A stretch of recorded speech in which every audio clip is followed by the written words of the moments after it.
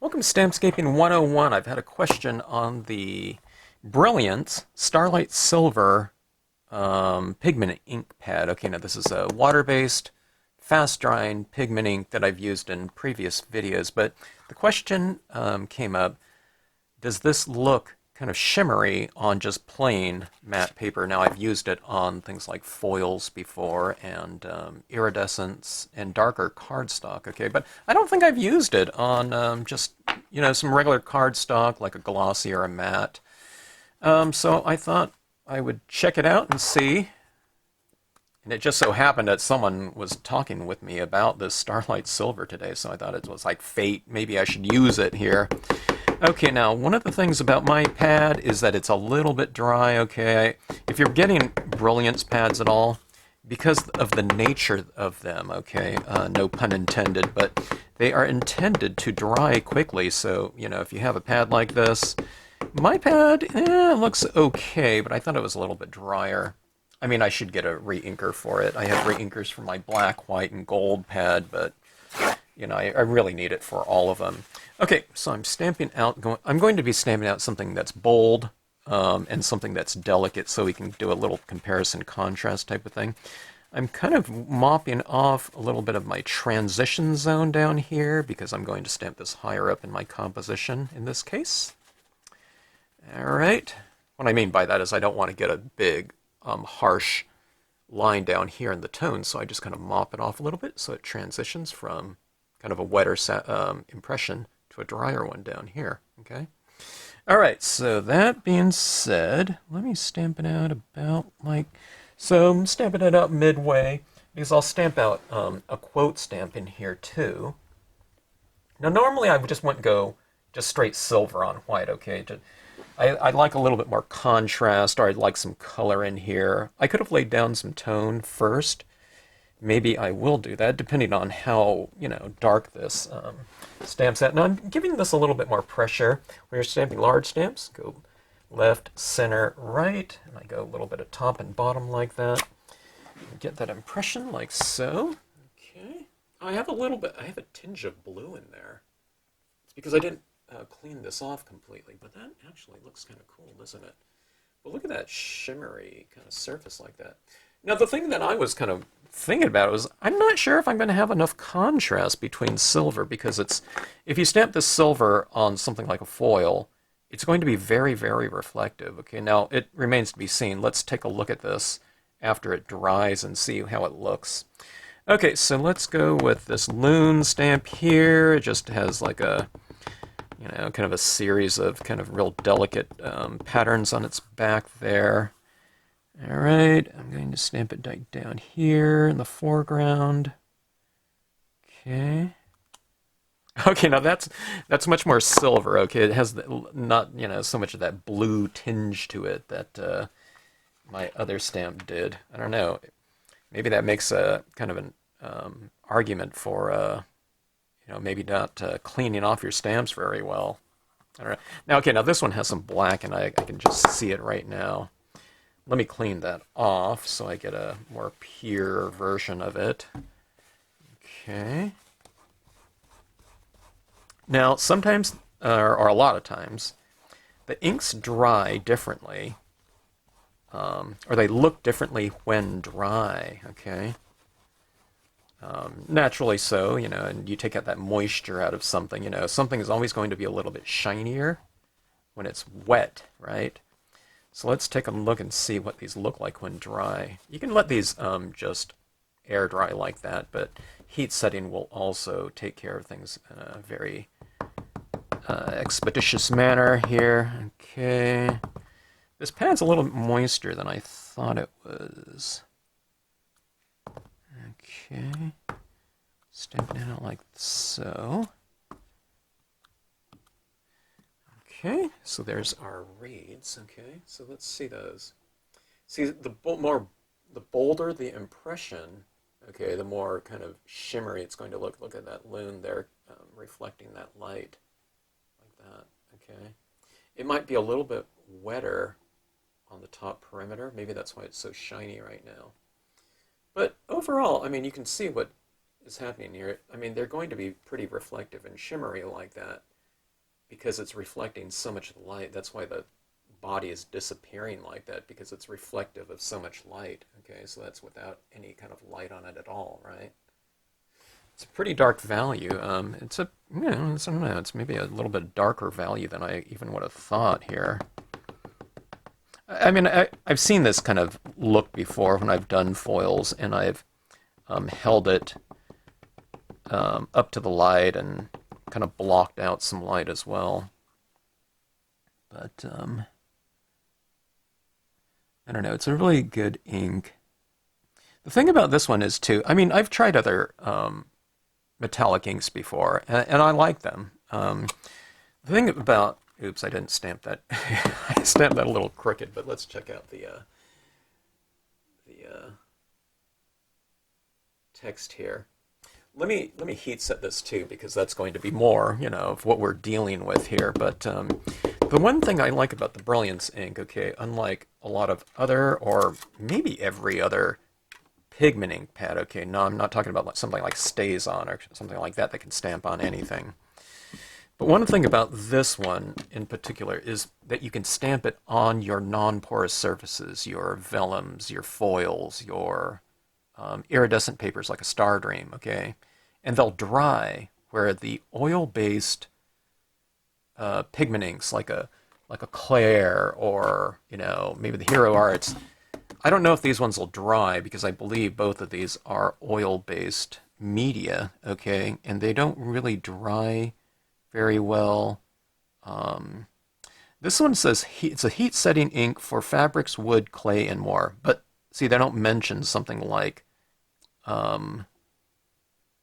a non-porous type of surface, such as a foil. Okay, so you can use this on regular papers, but you can also use it on, your unconventional surfaces, where this one is, you have to stamp it on something that's going to be absorbent of the, some of the oils that are in it. If you, go with those oil-based ones. Okay, so let's see if this heat set, if it changes.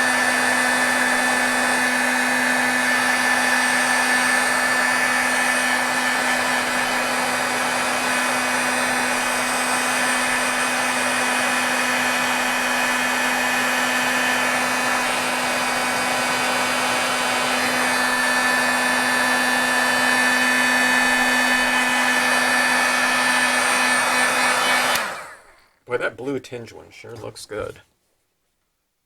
I don't know how you can do that again. I guess you ink it up, something, blot it off or something like that, and, don't clean it up so well. But, okay, let me see if this is dry.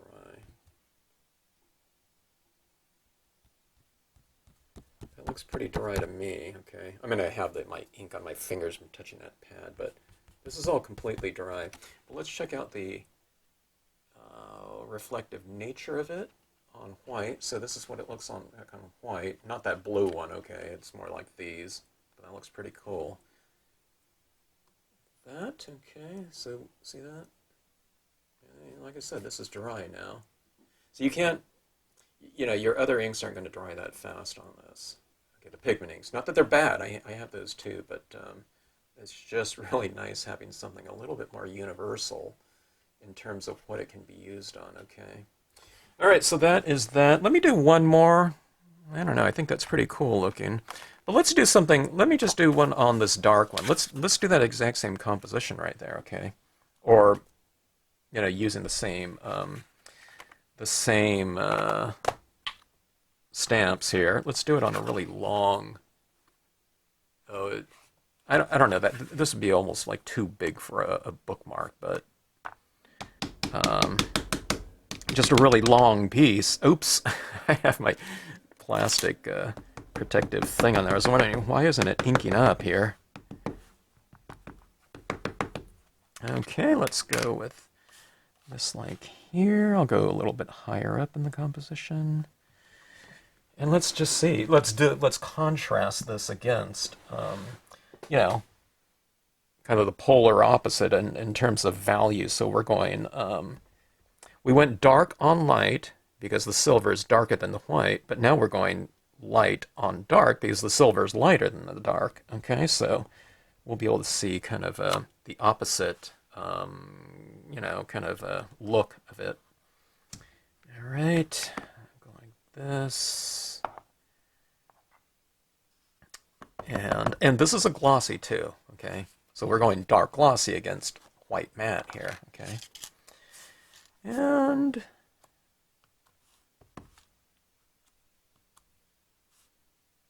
now this is glossy, so this is going to dry slower than the more absorbent matte, okay? Because this is just going to have to dry by evaporation here, not by absorption. Okay, so here, okay. Watch out if you're stamping on glossy with thick, slippery inks, okay? Because it's easy to go like this, and then it skews a little bit because it's just, you know, there's so much thick ink on there. It's almost, I almost see it like paint in a way.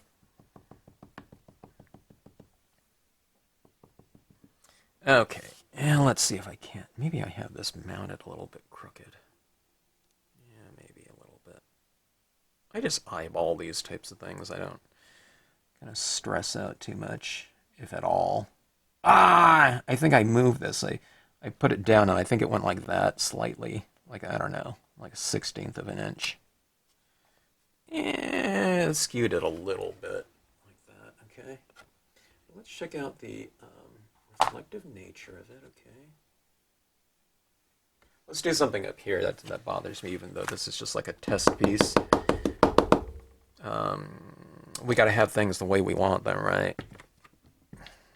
If we're going to be doing this anyways. Let me see. Yeah, here's my oak branch here. I can't tell if there's a bunch of black ink already on this. I don't remember what color I used on it last time. Let's go like this. Let's put a little bit of an overhanging branch coming in like this, just to cap it off on the top. Okay.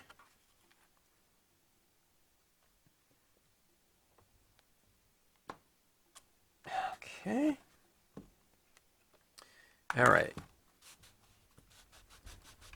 Like I said, it's a little bit too big for a bookmark, but I don't know. This is just a scrap piece right here. I've been doing a lot of mounting of my cards of late. Okay. And we'll take this and heat set it and take a look. Now this is like completely wet. I'm sure if I ran my finger through that, all of that would just absolutely smear. So let's see if we can get this heat set quickly.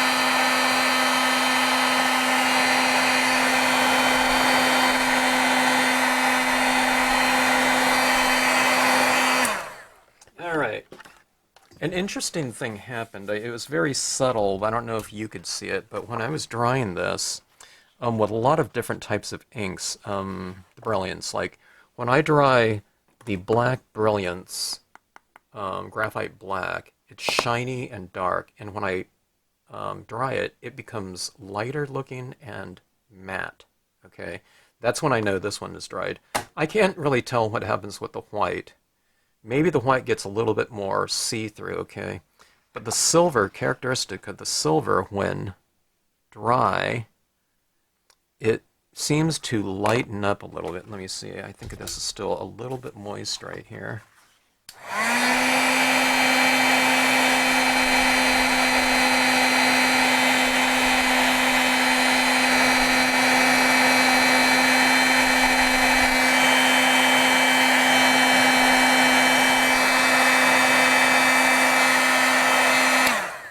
Okay, let's test. counterbending. Okay, let me test it right here. That's pretty dry. I don't see anything coming off. But, yeah, it got a little bit... Look how... I don't know, look how silvery it became. Okay, I mean, it was silvery before, but it became a lighter value. It was subtle, but nevertheless pretty light. Okay, so that's what that looks like on that. And here's the reflective nature. Let's take a look at this one. Okay, so yeah, remember, just disregard that blue, the blue part of that one. That's what it, that silver looks like. But here we go in terms of the shimmery nature of it. Okay, see that? All right, so that is the Starlite Silver. In my experience, this is one of my... Now, I don't have a ton of experience in metallics, okay, because I haven't used a lot of them over the years, but I did used to use color box. Silver and gold, maybe the bronze, too, I don't remember. But I used to use... yeah, the color box, like the Mica Magics and things like that. These types of... these inks right here, okay. To me, the Brilliance is, I don't know, it's like one of the best, okay. And just in terms of the metallic and reflective nature of it. And I also like a lot the Galaxy Gold, and to the point where I have a re-inker for it. But yeah.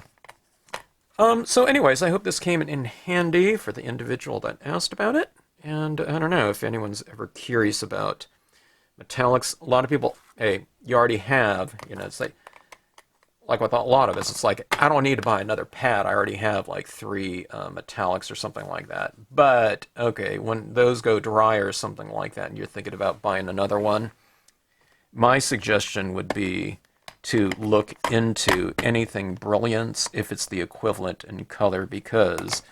instead of just having to use, a certain type of ink on a certain type of paper, if it's kind of an equivalent type of chemistry and look to it, why not get something that can stamp on matte, but it can also stamp on, almost anything else that we're going to throw at it and be able to dry. You can stamp on whatever you want, but it's just a matter of if it can set and dry. Or be heat set. And plus, with these things too, like on this paper right here, I don't know if you can emboss on this one, okay? You stamp the Brilliance ink on there. Maybe if you hit it with the powder right away, you can, I don't know. I'm guessing you can emboss it. I'm not sure, okay? But, glossies, metallics, iridescents, vellums, you can do it all with these inks right here. And normally I wouldn't push things so much. I don't have any affiliation whatsoever with these, but a lot of these have been forgotten. A lot of people had these 20 years ago, okay? But when I brought it up not too long ago, it's like, what's Brilliance inks? People haven't even heard of it, And then I realized that when I looked around for it online, but it's sold on Imagine Crafts. It's sold on Amazon. Imagine Crafts is the distributor for these inks, though, okay, for anything Tsukaneko. And these are on their website, at the usual MSRP, manufacturer suggested retail price. But, I don't know, like I said, if you think you might want something like that, because a lot of people already have these types of papers, in their supplies, already, iridescent papers, star dreams, foils, gold and silver, they just are new surfaces that maybe you previously could not or wouldn't think to utilize as a stamping surface, but are now open to you as a viable surface where, before you couldn't, because nothing would dry on that, unless it was like a, like a StazOn or something like that. But if you wanted to go with something like silver, you know, you'd have to do an embossing type of effect on it, which is cool too. I really like that look. But embossing on things like foils, you just have to be careful about, you know, hitting it with too much heat, because that heat on the foil, if you have to keep that heat on there for a really long time, it can really alter it a little bit. But look at this. It's like silver on silver. So this one, it's kind of interesting because this is really shimmery, right, on this one. But on this, on something by contrast, because this is much more reflective than the silver here. This is more like iridescent, right? You know, that silver on silver, the impression almost looks flat. Where on the other ones, it's kind of the star of the scene. But on this one, the silver foil is kind of the star of the scene. It's just so vibrant, okay? And reflective, so the imagery is definitely on there, but it kind of takes a back seat in terms of the kind of the I don't know, whatever the strength of the reflective quality of it. So that's what it looks like with the, you know, high reflection, and this is what it looks like without any kind of lighting or glare on it. But see that?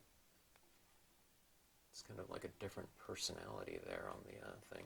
But you can stamp on this, and it heat sets very quickly, because that's what that's what the inks are kind of designed around. They're designed around fast drying and the ability to even dry at all, okay? And that's partially because of the water-based nature of it as opposed to oil-based. Okay, so that's my saying right there. A lot of people try some of the techniques that I've done. They replace like a water-based quick-drying pigment ink that's designed to dry really fast with like the slowest drying one out there possible. And I get it too, you know, because they're both pigment inks where you can do dye-based inks techniques with any brand, you know, and it's the same dye-based inks, but there is a difference between, like, you know, a regular type of pigment ink and the Brilliance ones. The Brilliance ones are the only ones that I know that are like that in terms of being able to stamp something out. And then I can also, it's still wet here, so I can, if you wanted to, you can kind of blend in additional tones and things like that. That's something I do a lot with the white. Okay, so anyways, that's the Brilliance Starlite Silver. And I rambled on and on and on about other kinds of usages and stuff like that beyond the matte color of it. But I don't know, I love that stuff, so it's really fun to use. And I haven't used it for a while, so might as well do it right now, because I don't know when I'll get around to it again. That looks kind of interesting. It looks like those pens that you kind of draw, and it has like a different tinge around it, like that. So, I don't know, kind of a new kind of look. It's a really quick and easy scene like that. We can mount it on, you know, something like look at this with the startering around it like that. Yeah, I'd have to have a bigger piece of startering, but yeah, kind of possibilities, huh? All right. Thanks again for watching.